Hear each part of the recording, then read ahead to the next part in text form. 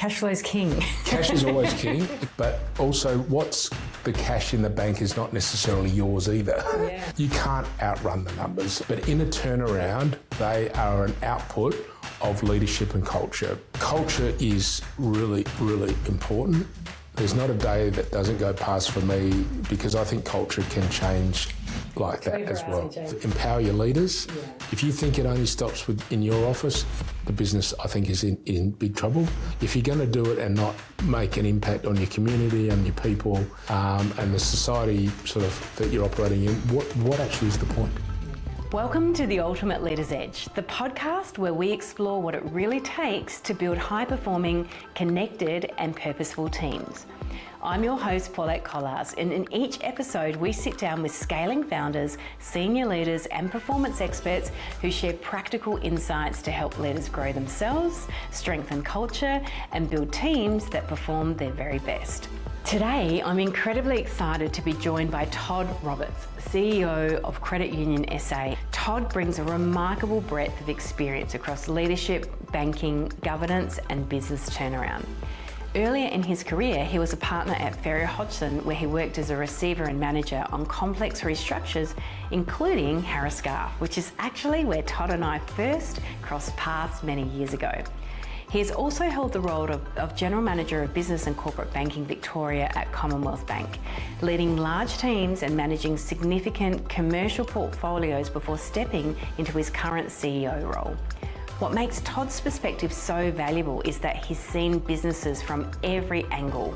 As a turnaround specialist, a senior banking executive, a CEO, a partner, and now also a board chair.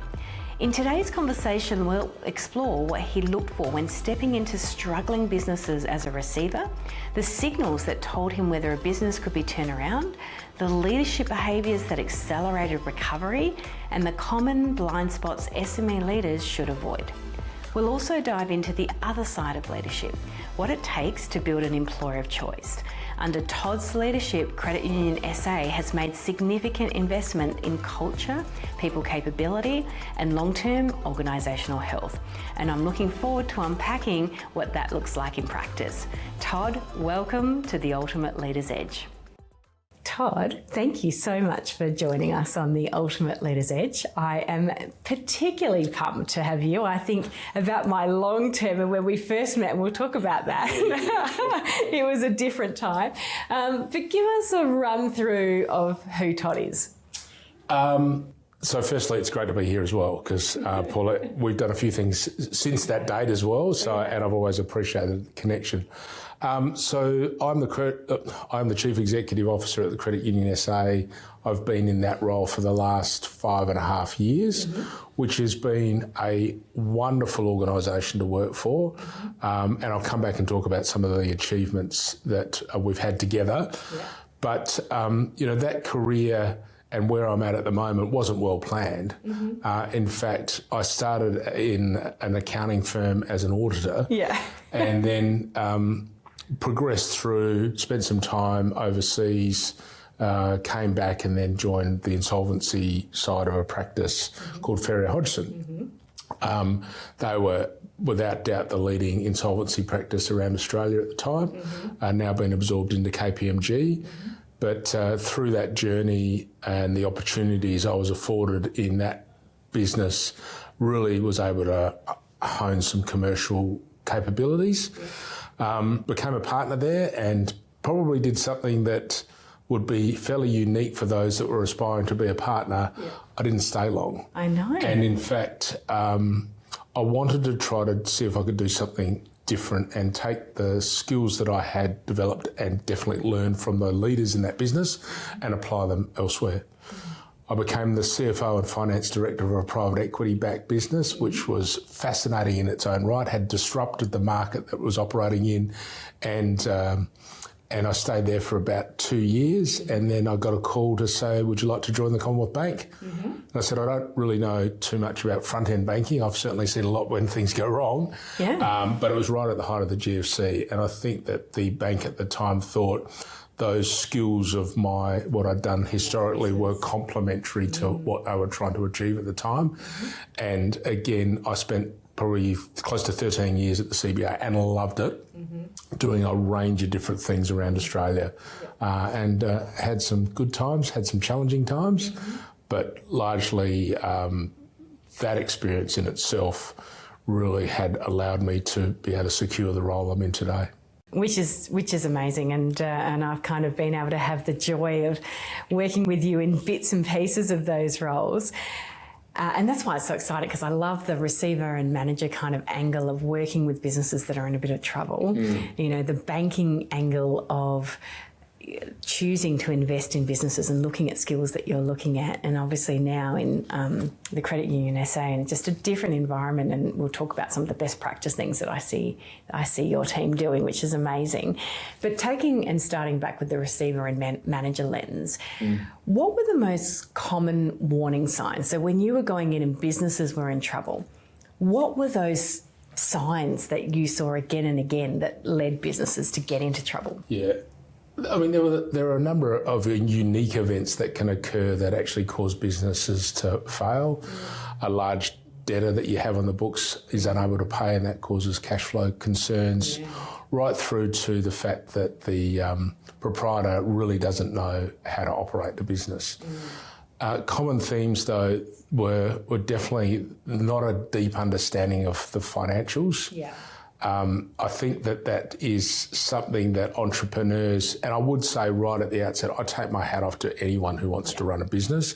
It is, I mean, to be a tough gig, to be able to stand up and say, I'm going to be accountable for others and their payroll and their families, I think is phenomenal. But there are moments that some of the business owners and some of the skills that they have, even their business can outgrow them as well. So financial is definitely one of those things, not a deep understanding of the markets that they operate, the margins of which they're achieving, disruption to those markets and failure to change or pivot. You know, I think about something as simple as a declining sales results. When you are so in belief that your product is superior to the market and the market will return, yet it doesn't, things start to go become quite challenged. And then cash gets completely absorbed. Yeah, cash flow is king. Cash is always king. Cash is always king. But also what's the cash in the bank is not necessarily yours either. So withdrawing cash in advance of paying your creditors and making sure that you meet your obligations, business owners can fall into those traps. And how often have we seen businesses owe the likes of the ATO or superannuation or employee leave entitlements so that's clearly that there's a priority which can be personal, which is something that needs to be really thought through and considered. We saw that a bit over COVID when people needed to make people redundant, and then they went, holy crap, I can't get rid of these people because I haven't accrued for them properly, I haven't got the leave, I haven't got the right, things ready to do that. And I think that was a really big wake-up sign for some businesses to actually realise, are they doing things and forecasting things properly? And one of the other very common themes is leverage in a business. So you can get leverage from a range of different ways. Obviously, you can borrow money from your friends and family as a debt instrument or equity, but more often than not, people borrow from the banks. And I do believe that the mindset of borrowing on many occasions is almost a grudge purchase. So, it's another thing that's being done to you, when in fact, if you look at the balance sheet, there's a really strong argument that the bank owns a fair portion of your own business and therefore should be treated as a partner. And I know that is very easy to say, and some of your listeners and viewers will think, I find the bank an impediment to what I'm doing. The simple fact is that they're putting leverage into your operation to allow you to be successful and grow, and often they're not treated with that level of respect. So I do think that there is some lessons about how you navigate and manage that banking relationship, and we'll probably come and talk about those shortly. That. It's a great point. Sticking a little bit on that before we segue into some of the others, but in the turnaround situation of going in and, in the first instance, trying to save the business and see what you can do to turn that business around, what mattered most? Was it leadership, culture, numbers, structure, strategy, bit of a mixture of everything. So how did you get in and ascertain can the business be saved? And where you did save it, what were some of the things that made that difference to be able to turn a business around? Yeah. There's obviously a number of different types of insolvency. So certainly in a receivership scenario, there was often a chance that we would have already been working with the business prior to that event to do an assessment of the viability of the enterprise. Yeah. Obviously in other things whereby directors say they can't pay their debts as when they fall due and put it into administration and or through liquidation. So you can't outrun the numbers. I mean, it doesn't matter which way you look at it. Yeah, one more sale just won't help. The numbers are always critical because they will tell a story to all the stakeholders about performance. But in a turnaround, they are an output of leadership and culture, because you have to then convince a workforce that it's either going to be all right or it's not. Mm-hmm. You need to then navigate through the human emotion and the pride that many of your staff would have put into that. People, I've been in many situations where people have been working for 20, 30 years in this organisation. Yeah, we had that at Harris Scarf. The average service in my team alone was 25 years. Failure of that business is not on their mind. Yeah. And so there's an emotional reaction to that is, deep feeling of being let down, chronic mismanagement at the top end of the business, and therefore you've got a complete trust issue as well. Yeah. So leadership in those scenarios needs to be able to navigate all of that and then try to put the business back on a sound footing. Mm-hmm.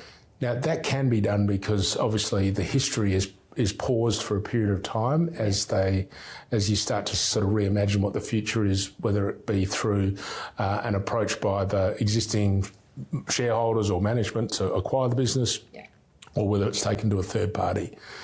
But even if it is sold to a third party, the same things exist. They need leaders in that business to actually extract value for the reasons they bought that. Mm-hmm. So I think leadership and culture in those environments are critical. Mm-hmm. And the one thing I would say, though, if you can get through it and you stay, the bond that gets created together to solve a problem is so impactful because people realise the extent of the concern. Yeah. I saw people work endless hours, you were the same, to right-size and put the business back on a footing for success.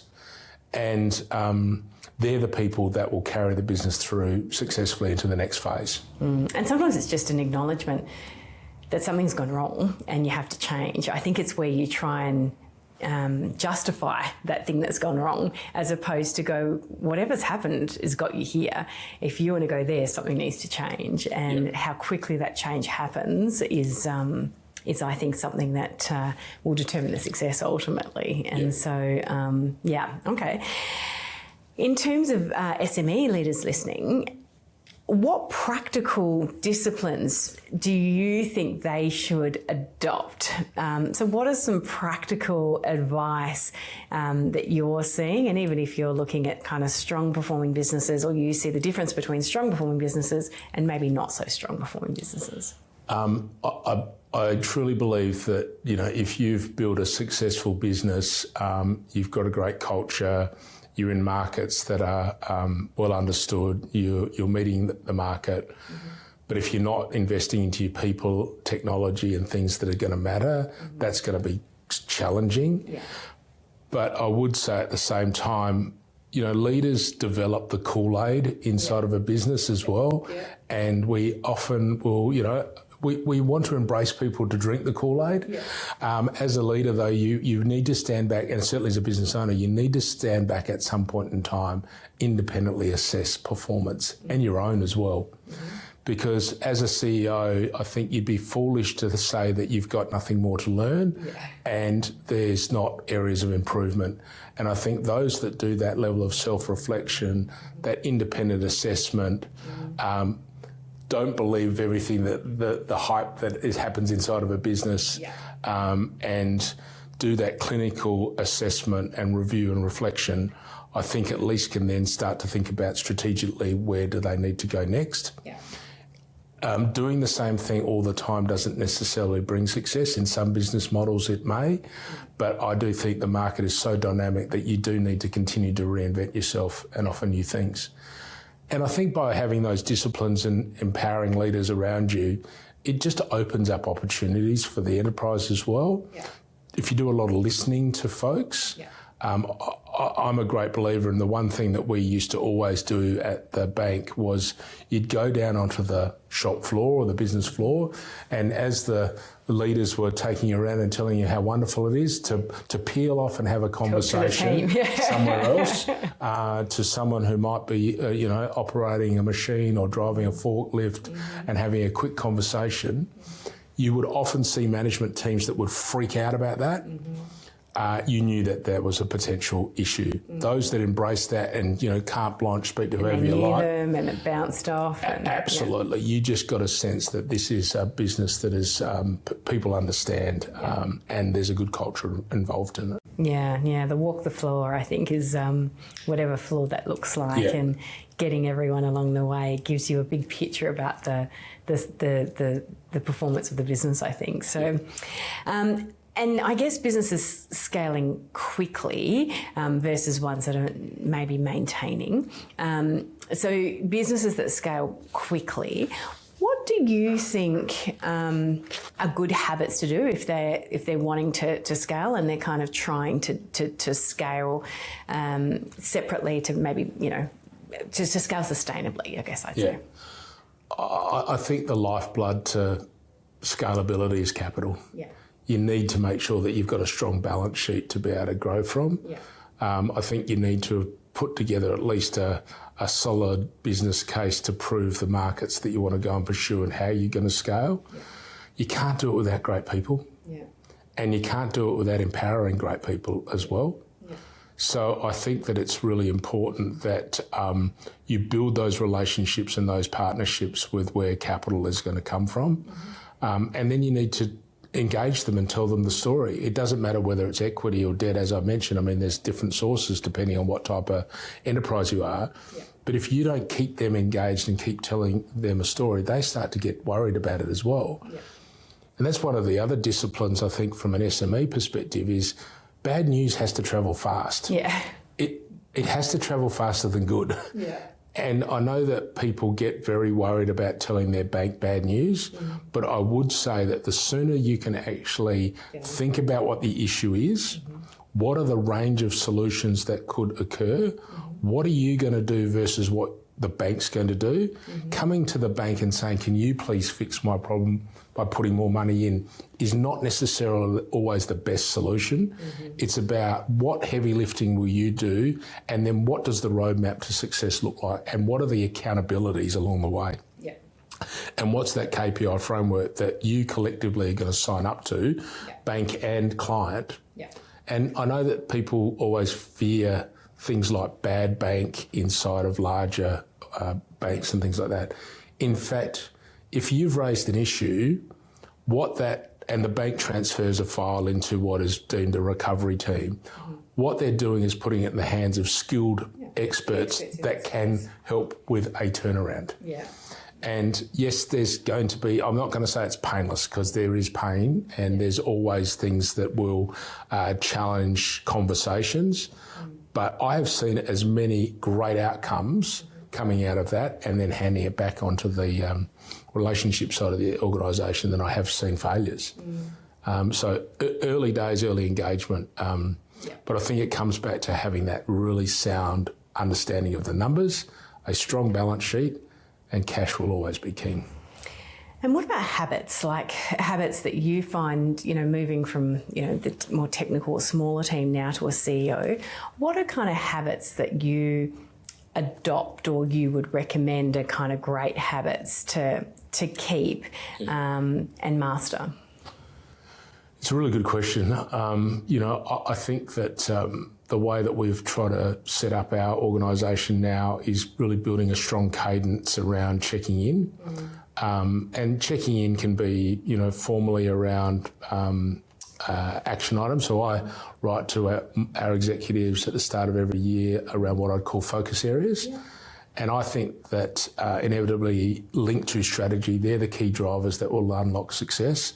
And if we stay really motivated and focused on those, then I believe, and the executive team believes as well, that we can do something, and achieve some things that we really want to achieve. But you've got to check in on those and have those conversations and see. I think very much as a CEO, you have to be an enabler for their success. What are the roadblocks that you can help get out of the way? What are the things that they should be equally focused on and moving out of the way themselves? And then how are they driving ultimate accountability, performance, culture, etc. inside the business. So I think building that regular check-in. Then leading by example, I think is a really important piece as well. We in a CEO role, you've got to be up there being really clear about what the strategic intent is, walking the talk and making sure that you are embedding the values and the culture of the organisation as well. So I think there are a few things that as a CEO that certainly I focus in on. Yeah. I would also say that, I've been doing a CEO role for 5.5 years. My learning curve has been massive and it continues to be. Yeah. But I certainly believe I'm very open to learning and I love spending time with others that have got ideas, want to share. And in those moments where people want to come together and be super vulnerable about the things that they've got right, the things that they've failed at, gee whiz, they're great learning moments. They're the best, aren't they? It's the reflections and the sharings and the human side that other people have been through something and I think you learn more sometimes from the lessons than not. And, I often thought about that with Harris Scarf. I think I was there for 10 years, but it's almost through the things that go wrong that you learn the most. And I feel like you get your biggest, your biggest bits from that and your biggest takeaways from that, I think. So from a banking perspective now, when you see, or what do lenders kind of celebrate when they, to give them confidence in a business? So, a business comes in and what is it that this person is all over their business and I'm super excited about getting involved versus something else where you might be a bit more skeptical. So what are those signs that they're over their business, they know what's going on, there's that passion and drive? Obviously numbers is something, that skills are something, but what is it that you look for generally to determine success? It's a really good question. We used to talk about if you walked into any business and there was the business owner had built a statue of himself or herself in the foyer, you probably go, oh, I'm not quite sure what's going on here. Yeah, or like them. Yeah, that's exactly right. So look, banking is very much a deep understanding of the business, but in fact you're backing the jockey as much as you're backing the horse. So when a bank lends money, they'll do a risk assessment of the business. The banks will crawl over the numbers. They've got great expertise to have a look at all the financials and understand all those sort of things, past performance, current performance and future performance. We've seen many a time where that future performance has these hockey stick arrangements that are misleading and never going to happen, and therefore that makes it a more challenging banking discussion. But the numbers and the analysis is always going to be sound. The percentage, the weighting from a risk perspective that goes on the management team is significant. And that comes through conversations. It comes through their ability to translate what they're doing, the markets they're operating, the margins they're making, and the why. Because if they understand it and they can display it, and then you can feel it, because part of your due diligence, as I said, you'd go out and visit. I've had many a boss that says, anyone been there? And if the answer was no, well, then there's no money going out the door. So investing that time. And the credit process itself is not an overnight process, which is a difficulty for small to medium enterprise as well, because it can be quite protracted. And inevitably, when you want money, you want money. Yeah. So, almost building those relationships in advance of needing the capital is also important, because then the bank gets to know you. So, but more often than not, a bank will be seeking you out. Now, that's a quality business. Every single frontline banker in Australia has targets, and therefore they need to go out and find great businesses. So they will be very much in love with you very early on, and but they'll still go through the process of analysis. I do think building relationships with more than one bank through that process is also sound business practice.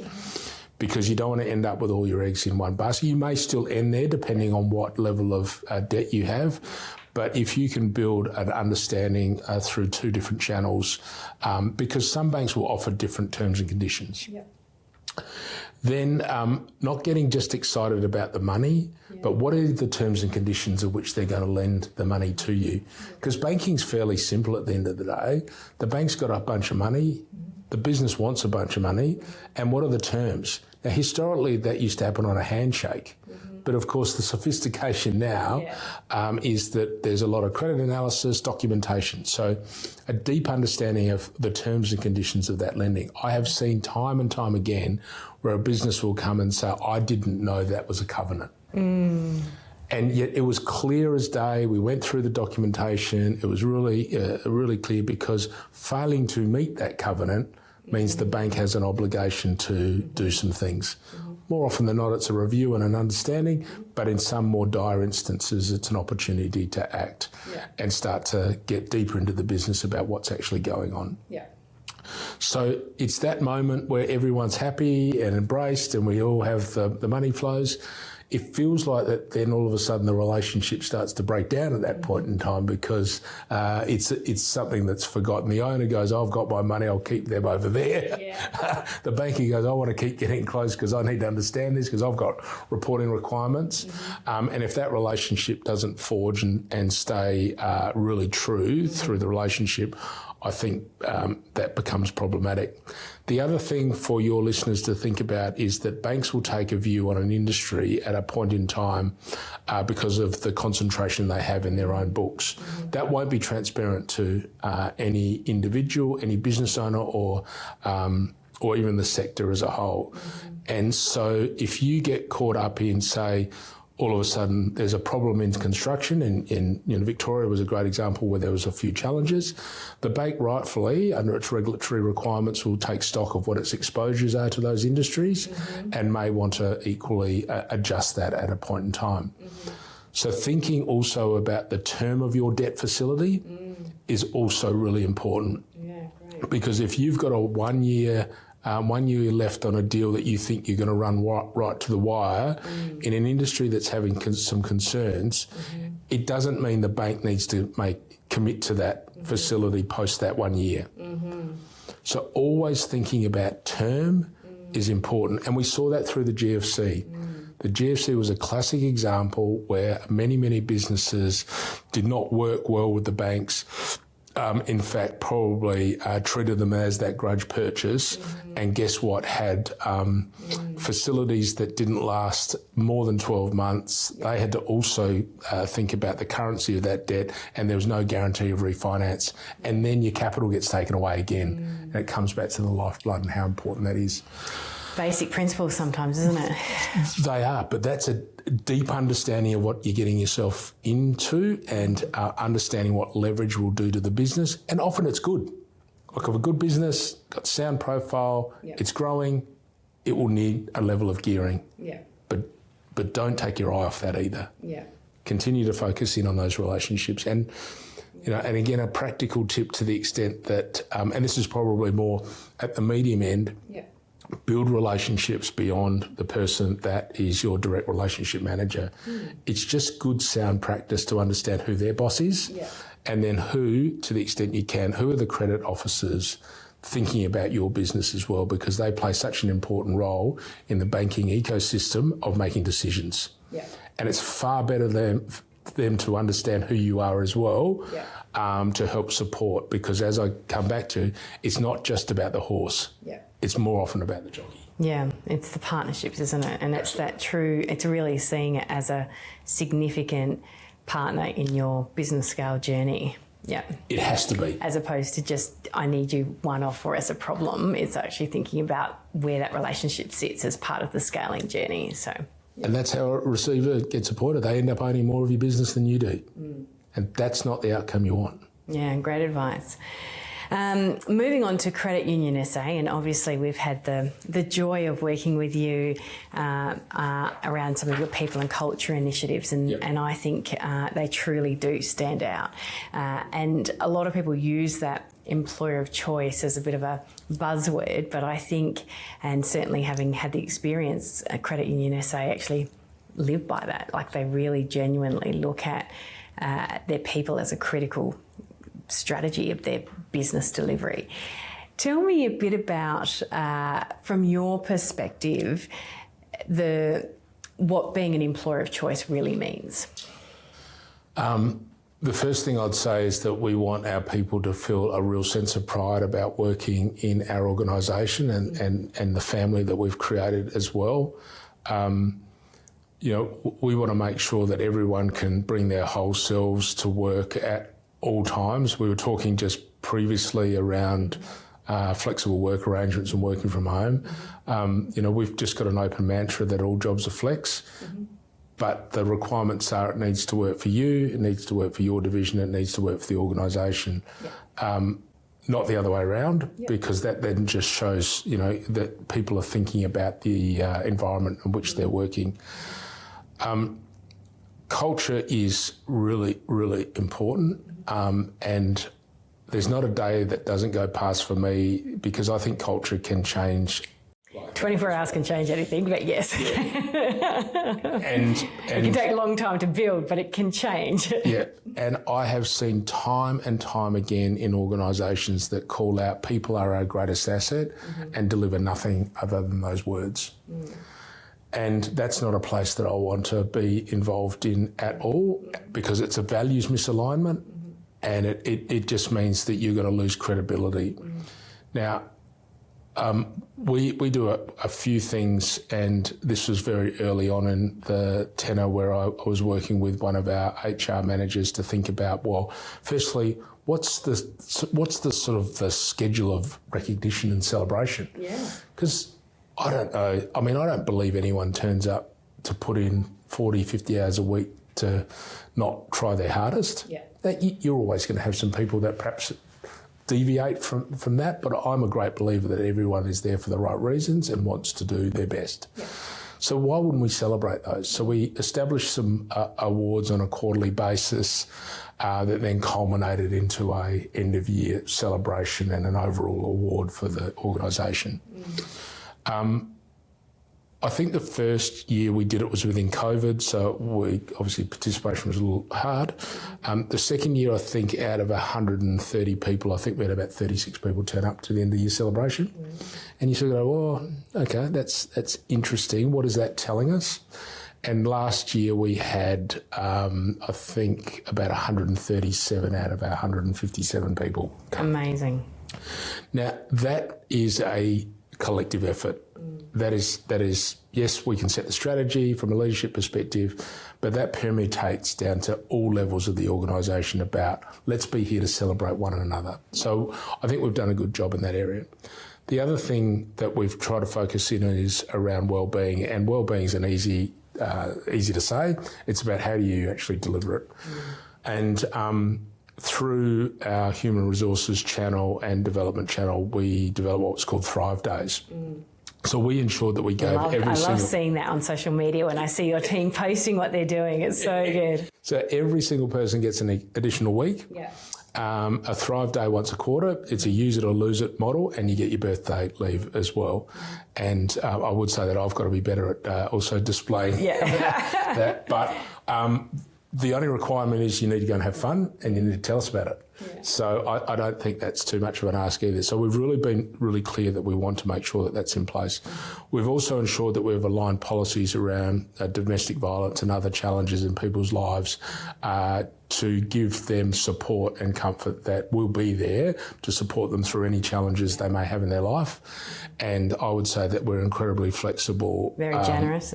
Well, we're trying to make sure that we align with societal issues, because stuff happens. Now, more often than not, it's not at the individual's fault of that, and therefore, for us to fail to stand behind those folks is just not appropriate. So, we've done a lot of work in that space as well. So. And the community, I think, is another big thing. It just seems to bring joy. Like every time I see you out supporting a community activity, the joy on your face as well as the team is really reflective of, I think, that investment in the whole person, but also the whole community. Yeah, and we've taken the lens of disadvantage and hardship because I think that's such an important element in South Australia, and it's a growing issue, which is not good either. So the Zara Foundation, we were at the International Women's Day breakfast this morning to celebrate that organisation. They just do an incredible job off the back of some really tragic circumstances. St John's Youth, we help some of the young folks that they are looking after get a driver's licence.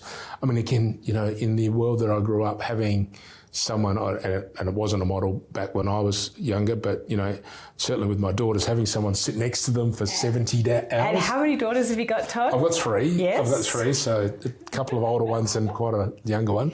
But, in a world where you don't have someone that can support you, we want to make sure that we're there for that, because it underpins the ability to get a job. Yeah. To have a car and have a licence can help you with a job. Kickstart for Kids is an organisation that's very dear to my heart. I've been on the board there for a few years. It's my second stint on the board.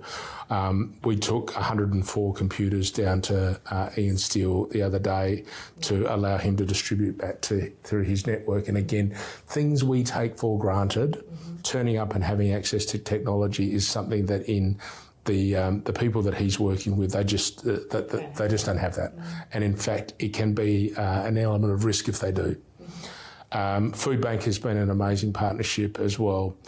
I've got to call out though that when we're thinking about community, the partnership we developed with the Port Adelaide Football Club has been amazing, and it's got nothing to do with the on-field performance, which often sounds crazy. Port are not a team that I would naturally sponsor or support as an individual. Here, just letting you know. And because I played some under-19s footy at Sturt, and Port was a really tough day out, so I probably would build a strong affiliation for them because they were so tough. But working with what they do in the community and in the Indigenous communities, and how that aligns with our RAP. I don't think I've seen anything quite like it. It has been phenomenal in terms of building that partnership. Yeah, amazing. And I think that's just another example of leading a purpose-driven business and really connecting your team to all of those avenues and passion and drive. And I think that's what drives people to not just come in, clock in and clock out, but actually want to make a difference. And I think that's unique. That's quite unique and very noticeable when you speak to anyone of your team, I think. So we encourage people to go, and we've had people from the board attend as well. So it's not just a few. It's all. Yeah, I love that. Your leadership skills in terms of evolving as a CEO. How have you had to evolve your leadership? What have been some lessons? What's something that maybe your younger Todd self wouldn't, have handled in the way today? So what have been some of those leadership evolving moments or skills that you've now had to put into your toolkit? I think there's one that probably I still battle with, is that I guess my career has been built on getting things done. And I've been very much a roll up the sleeves type of person. I do think that that's still an important trait in a leader, and it's someone, and the people I think about, the great leaders in my life, that they did that. But I do think you've also not got to be the single source of all the answers. And while I've got an opinion and a voice, I really want to ensure and make sure that our leadership team are empowered to make decisions. They can use, we come together once a week as an executive team. Everyone gets to use that environment for consideration, discussion, but accountability rests back with those that have got the task, and they need to be able to deliver. And it's not for me to second guess. There are times that I think I would have done that a little differently, but that is not the point. The point is to be there to help support, to be there for a discussion, and then empower those leaders to deliver, because they are responsible for those environments. And in a financial institution, the accountability framework from the regulator is really clear. Yeah. So we want to make sure that we set everyone up for success. So I think that was the one thing that I still always have to fight myself on. It's a different win, isn't it? Because from doing it yourself to getting your team to do it well, you're kind of using that different win to celebrate sometimes, isn't it? It's what happens in your brain, Paulette, as well. I mean, I'm instantly going to, people say don't jump to solution mode. I'm there already. Yeah. So listening's been the other real skill, and digesting and synthesising information that comes to you, and allowing others to come up with great ideas. Love that. Any people performance systems, rhythms, game changers that you use that you think delivers great results? So any processes, systems, routines? I think, one-on-ones have been really important. I think that they are. I haven't nailed the one-on-ones yet. I've tried a bunch of different ways, and I'm still yet to feel that the people leaving that environment are going to be satisfied to the extent that I want them to be about that discussion. Because, again, you get deviated from topic in your next thing. But I also believe that some of the gold and some of the best conversations are freestyle, and they can come from just, what was the issue here, and then that can go off. But I think just building the rhythm of check-in. Yeah. So I've developed a rhythm where we have a more formal check-in every second week, and then a half an hour check-in every week, just to say, hey, what's going on, anything I can do, anything that's bothering you, etc. And that's been useful. I'd love to get a framework or a tool or something that says, look, this is best practice, but I think it's the right rhythm for the business. I know that a former boss I had at the CBA, he used to call it the we go, so what is going on? And you'd put a few dot points up, and he would feverishly take notes about the things that I said that I'd do, but also he would say the things that he would tackle as well, and then we'd circle back in the next month and work that out. So I quite like that rhythm. And again, those performance-related conversations, but through the lens of focus areas. Yeah. I think the KPI metrics and frameworks are really, they're necessary. Yeah. But that's not where the richness comes for me about assessing how people are travelling. Yeah. It's really about how those focus areas are being unlocked, because they link to strategy, which means we all believe they're linked to a better outcome. Yeah. A work-related, something you're most proud of that you've been able to achieve, and why? I know this sounds like a cop-out, but I'm actually looking forward to what we can achieve into the future. I think there's a lot of proud business moments that I've been involved in. I mean, I still call out Paulette Harris Scarf. I think that the collective effort from all of us at that point in time. It's a special time, that turnaround was exceptional, wasn't it? So with a collective effort, and that was the team that was in place plus the team that Ferry's brought to the table, that business was saved and still exists today, and obviously in a different format. But remembering that we also faced 9/11 right in the middle of a sale, and obviously the CEO of the day that was brought in, that was ultimately, supported a management buyout. Who was a wonderful individual, but that was tough. That was tough going, but the business got saved. And the learnings that I took from that moment have been lifelong. So that's a very proud business moment. I certainly enjoyed my time at the CBA, but probably the most was in Melbourne. The CBA was very keen to expand its footprint into Melbourne. It was keen to expand its business banking footprint. I was successful in securing the role, which was a bigger business, a bigger enterprise. We were going through a bunch of different changes. And while I was there for sort of 2 and a bit years, the people that I was able to work with and the ambition that we would be able to create inside of that organisation was great. Unlocking it has now really come to fruition, and I speak to the person who took over from me on a regular basis, and it's just great to see some of the seeds that were planted back then really come to fruition. Credit Union SA, I mean, I do want it to be the bank for South Australians. It's an ambitious statement. We don't have all of the tools in place to do that. But I do think about organisations who truly care about this state, and we're one of those. And I know that, people can think about a business model that doesn't look expansive outside of the state or the region for, as less ambitious. I say no. We've got 54,000 members that we, I think, serve well on a daily basis. Areas of improvement, absolutely. But we want to do that at a greater scale, because I do think when I sit at the call centre and listen to members call up in moments that matter, you do not want a bot telling you about that. Yeah. You want a genuine human that has empathy and cares, because we absolutely do that day in, day out. And so they're certainly proud moments, and I'm really proud of the trajectory that we're on, and it's a collective effort. Yeah, it's exciting. A couple of rapid fire questions. Critical metrics you think all business should be all over? You've got to know your numbers. Yeah. There is absolutely no doubt. If you don't know your numbers, then I say that you've got to, your business could struggle. Yeah. So cash flow, balance sheet, performance, and profitability, obviously always important, but you've got to know your numbers. I think equally, if you're selling units of things, you've got to understand margin.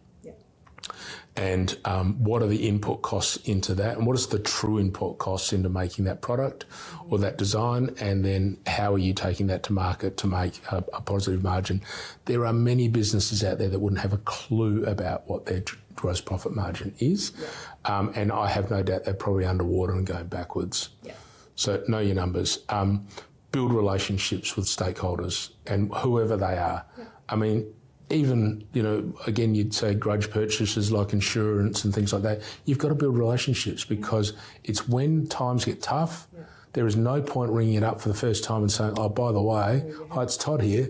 I really need your help. Yeah, I haven't spoken to you forever, but can you bail me out? Yeah. I've actually been a bit of a pain in the ass previously. Yeah. So not ideal. So I think those relationships are critical. And I also, in your supply chain, working and making sure that you do have a relationship across the board. It is difficult in an environment where you can be a price taker of things, but I don't think that absolves you from trying to find a relationship, because there will be moments where opportunities arise. And I just think you need to make sure that your whole ecosystem certainly knows your philosophy, your values, and that they can actually access you when needed. So there are a few things that I think about. And the more they know that, the more they can help, isn't it? And I think if they don't know your business plan, they don't know your values, they don't know where you're going, then no one can help you. But the more people that can do that, the more you can have that element of support. And sometimes when you're small, they can't all be teams. So having externals, whether it's your accountants or banks or insurers or HR people coming in to help you, is really important, isn't it? Absolutely. One leadership mistake you see experienced CEOs still make? Getting ahead of themselves. I think stop learning. Believe that that they've reached a peak. I think that's crazy. Yeah. I think the best CEOs that I see and the best business leaders are so inquisitive. Curious. They're curious, aren't they? Humble and always looking to learn. Yeah. They'll sit and ask you questions, and you go, hold on, you're a well-experienced CEO, and you're asking me for some information, and which I'm happy to share, and you get it back in spades the other way as well. So I think that's really important. We never should think about ourselves as being sort of capped out and learning. So much to still do in that space. I love that. And if you had a billboard for business owners across Australia, what would it say, or your favourite quote? What's kind of a message that you... So I've got three things written down. I'm going to start with empower your leaders. Yeah. If you think it only stops in your office, the business, I think, is in big trouble. Fix forward. I think it's really, it's great to be able to go back and analyse root cause and all those sort of things, but you can burn an enormous amount of energy on witch hunting. I think you just got to accept that there's a problem, fix it forward. And, there'll be reasons that you'll need to go back and dissect in bits and pieces.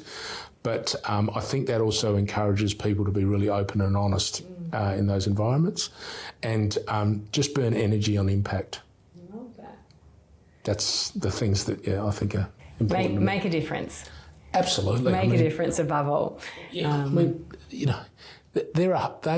everything we do is high stakes, absolutely. But, if you're going to do it and not make an impact on your community, on your people, and the society sort of that you're operating in, what actually is the point? Yeah. I think that's an amazing way to end. Sums it up really nicely, and has been amazing exploring those things. As I've said, I've always enjoyed every time we've been able to touch base, learn something new. I think that forever learning, humbleness is something that is reflective in everything that you do. I look forward to continuing to watch your amazing journey. Thanks so much, Todd. Awesome. Thank you. Loved it. Cheers. Thanks. Yeah.